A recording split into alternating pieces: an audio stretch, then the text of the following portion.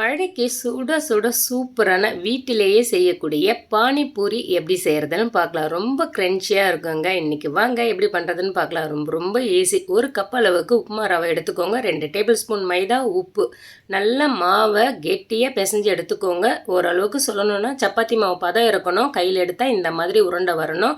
நல்லா திரட்டி எடுத்துக்கோங்க. அதுக்கப்புறமா வச்சு இந்த மாதிரி நல்லா பெருசாக திரட்டி எடுத்ததுக்கப்புறமா குக்கி கட்டர் அப்படி இல்லைன்னா ஏதாவது ஒரு மூடியை வச்சு குட்டி குட்டி பூரிகளாக எடுத்துக்கலாம். மீடியம் ஃப்ளேம் ஆயிலில் நல்லா சூடான உடனே இந்த மாதிரி ஃப்ரை பண்ணி எடுத்துக்கோங்க. போட்ட உடனே எப்படி நல்லா பபிள்ஸ் எல்லாமே வருது பாருங்கள். பார்க்குறதுக்கே நல்லா சூப்பராக இருக்குது இல்லைங்களா? அவ்வளோதான், பூரி எல்லாமே ரெடி ஆகிடுச்சு.